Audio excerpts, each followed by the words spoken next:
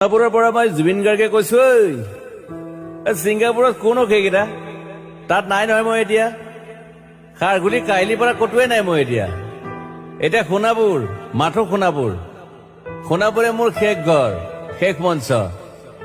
এতিয়াৰ পৰা গান নাগাওঁ আৰু মই মাথো শুনিম। স্পেচিয়েলি মই নাইট ছুপাৰ কেইখনক কৈছো, উজনিলৈ অহা যোৱা কৰোতে সোণাপুৰৰ এই ঠাইখিনিতে মায়াবিনীটো ডাঙৰকৈ বজাবি। ৰৈ থাকিম উজাগৰি ৰাতিৰ বুকুত।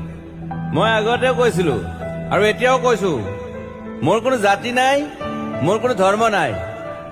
সৰু সজাত দেখুৱাই দিলো কোন হনে তাত ব্ৰাহ্মণ, কলিতা, আলী, ৰহমান, ডেকা, বড়ো, ৰাভা, পূজাৰী আৰু এইটো কি কয় নমাজ পঢ়াই যে মৌলবীও আহিছে সৰু সজালৈ।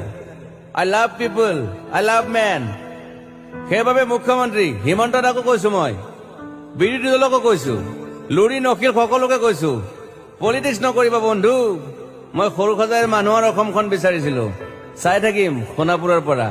খেলি মেলি হলে কষ্ট পাম, উভতিও আহিব নোৱাৰিম।